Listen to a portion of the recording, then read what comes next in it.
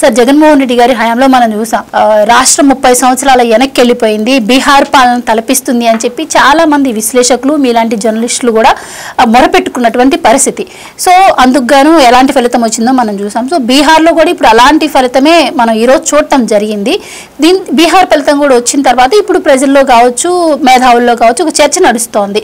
So ఇద్దరికి దగ్గర పోలికలు ఉన్నాయి, ఫ్యూచర్లో జగన్మోహన్ రెడ్డి గారి పరిస్థితి కూడా ఇంకా ఇదే అని చెప్పి మీ విశ్లేషణ ఏంటి సార్? మీరేమంటారు? మీరు అన్నదాంతో నేను పూర్తిగా ఏకీభవిస్తున్నాను. బీహార్లో రాజకీయ పరిస్థితులు చూసినా కానీ ఏ రకంగా ఏ కోణంలో విశ్లేషించినా కూడా అక్కడ మొత్తం ఈ జంగిల్ రాజు అప్పట్లో వాళ్ళ నాన్నది చేసిన జంగిల్ రాజు అవశేషాలని మర్చిపోకుండా అనుక్షణం ఆ తేజస్వి యాదవ్ గుర్తుకు తెస్తూ ఉన్నాడు. దాంతో బీహార్ ప్రజలు ఈ రకమైన తీర్పు ఇచ్చారు. ఈ తీర్పు మామూలు తీర్పు కాదు, వాషౌట్ అయిపోయారు మొత్తం. అసలు అంతా కాంగ్రెస్ పార్టీతో కలిసి పోటీ చేసినా కానీ వాషౌట్ అయిపోయారు. ఇటువంటి పరిస్థితులు రావటానికి ప్రజలు ఓటు వేయటానికి ముందు అన్ని పరిస్థితులు ఆలోచిస్తారు.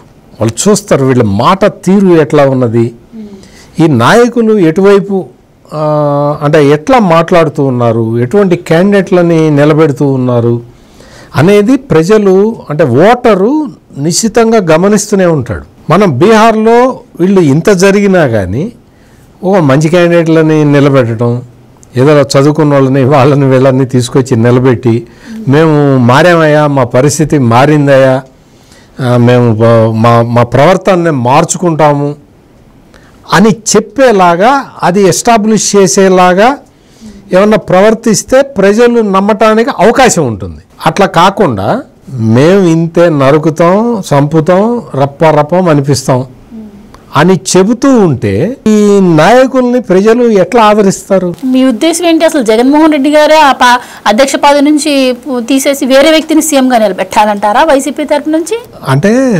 జగన్మోహన్ రెడ్డిని పార్టీ అధ్యక్షుడిగా సీఎంగా చూశాం కదా. ఇప్పుడు పార్టీ అధ్యక్షుడిగా ఉన్నప్పుడు ఘోరంగా ఓడిపోయిన తర్వాత జగన్మోహన్ రెడ్డిలో ఏమైనా మార్పు కనిపించిందా? ఏమన్నా అధికారంలో ఉన్నప్పుడు ఎంత మూర్ఖంగా ఉన్నాడో, ఎంత మూర్ఖంగా ఆలోచించి ఎంత మూర్ఖమైన పనులు చేశాడో, ఎటువంటి మూర్ఖుల్ని ప్రోత్సహించి మంత్రులుగా సలహాదారులుగా పెట్టుకున్నాడో ఇప్పుడు అదే చేస్తున్నాడు కదా.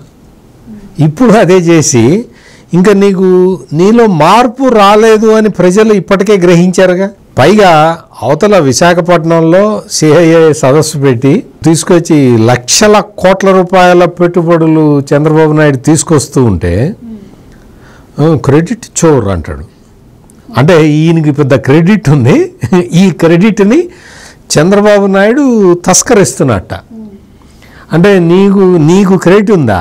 నీకు క్రెడిట్ లేదు, క్రెడిబిలిటీ లేదు, నీకు హానెస్టీ లేదు, నీకు డిగ్నిటీ లేదు, నీకు ఏ రకమైన మంచి క్వాలిటీ అనేది ఏ ఒక్కటి లేదు కదా. నీ దగ్గర ఉన్నది ఏంటంటే క్రూరత్వం, కర్కశత్వం. నీకు మళ్ళీ అదేమంటే నా మతం మానవత్వం అంటావు. నువ్వు చేసేవన్నీనేమో ఈ సతీష్ పరకమణి కేసులో సతీష్ అకస్మాత్తుగా అదృశ్యమైపోయాడు కదా. చేసే పనులేమో ఇటుంటాయి. ఎవడన్నా అడిగితేనేమో నా మతం మానవత్వం అంటావు. నువ్వు బేసిక్గా నీలో ఉన్న ఆ బ్యాడ్ క్వాలిటీస్ అన్నీ రిఫ్లెక్ట్ అవుతూ ఉంటాయి, ప్రతి క్షణం రిఫ్లెక్ట్ అవుతూ ఉంటాయి. నువ్వు వచ్చి నా క్రెడిట్ని కొట్టేస్తున్నారు నీ క్రెడిట్ని ఎవ్వడు కొట్టేలేడు. నువ్వు దళితుల్ని చంపిన తీరుని ఎవ్వడు కాపీ కొట్టలేడు. నువ్వు బీసీల్ని వేధించిన విధానాన్ని ఎవ్వడు కాపీ కొట్టలేడు. నువ్వు చేసిన ల్యాండ్ టైటిలింగ్ యాక్ట్ అని తీసుకొచ్చి నువ్వు భూముల్ని ఆక్యుపై చేసినట్టు ఎవడూ చేయలేడు.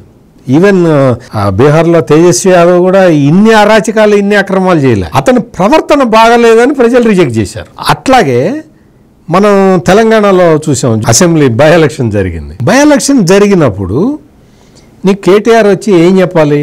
ఆ పార్టీ వర్కింగ్ ప్రెసిడెంట్. ఆయన వచ్చి ఏం చెప్పాలి? అయ్యా మేము ఏదో పొరపాటు జరిగింది, మేము మళ్ళీ అధికారం మమ్మల్ని ఆశీర్వదించండి, మాకు ఓట్లు వేయండి, మేము చక్కగా మళ్ళీ బుద్ధి తెచ్చుకున్నాము అని చెప్పాలి కదా. ఏం చెప్పాడు కేటీఆర్ ఎలక్షన్ ప్రచారంలో? చూడండి ఏం చెప్పాడంటే, నథింగ్ డూయింగ్, మేము మళ్ళీ వస్తాం, ఈ రేవంత్ రెడ్డి తాట తీస్తాం అనే మొదలుపెట్టాడు.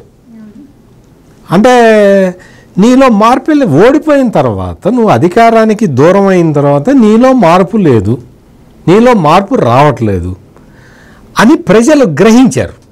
తెలంగాణ ప్రజలు, హైదరాబాద్ నగర ప్రజలు గ్రహించి ఈ కేటీఆర్ నిలబెట్టిన క్యాండిడేట్ని చిత్తుగా ఓడించారు.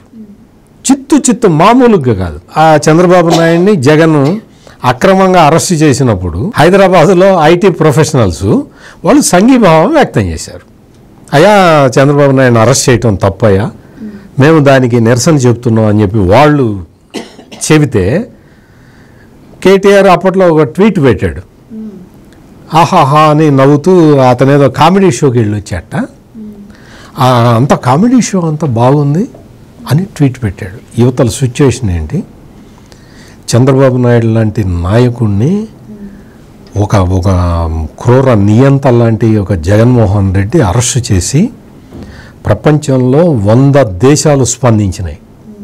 100 కంట్రీస్ చంద్రబాబు నాయుడిని అరెస్ట్ చేసినందుకు 100 దేశాల్లోని తెలుగు వాళ్ళు నిరసన వ్యక్తం చేస్తూ ఉంటే ఈ కేటీఆర్ వచ్చి నేను ఇప్పుడే కామెడీ షోకి వెళ్ళొచ్చా, హాహాహా భలే నవ్వు వచ్చింది నాకు అని పెట్టాడు. అదే విషయాన్ని ఒక టీవీ ఛానల్లో జర్నలిస్ట్ అడిగాడు, ఏమంటే మీరు పశ్చాత్తాపడుతున్నారా ఆ రోజు చంద్రబాబు నాయుడు అరెస్ట్ని ఎగతాళి చేసినందుకు, హెకిల్ చేసినందుకు? అంటే మామూలుగా ఏమాత్రం కామన్ సెన్స్ ఉన్నవాడైనా ఏం చెప్పాలి అంటే, అవునండి అప్పుడు ఏదో పొరపాటున చేశాను, అధికారంలో ఉన్నాం కదా, ఏదో తల పొగరెక్కి తల బిరుసు మీద ఉన్నాను, అప్పుడు ఏదో అన్నాను, నేను అట్లా అనకుండా ఉండాల్సింది, చంద్రబాబు నాయుడు లాంటి నాయకుడిని నేను అవమానించాను, ఆయన్ని అభిమానించే వాళ్ళని అవమానించాను, నన్ను క్షమించండి అంటే ఇంకో 10 ఓట్లు ఎక్కువ పడి ఉండేవి.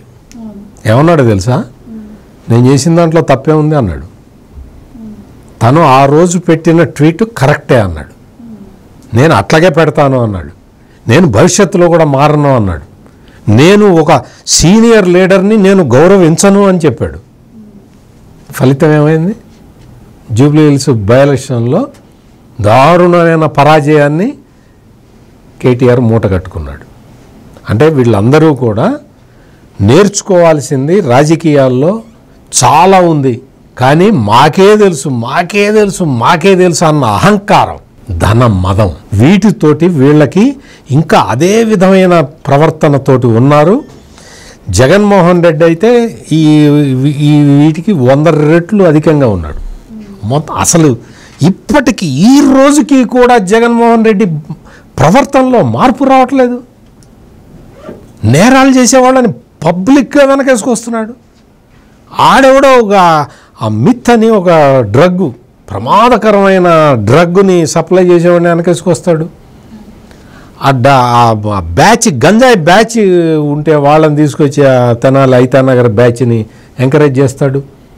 ఆడెవడో భూములు కబ్జా చేస్తే వాడిని ఎంకరేజ్ చేస్తాడు. ఈడెవడో పరకామండిలో చోరీ చేస్తే వాడిని ఎంకరేజ్ చేస్తాడు.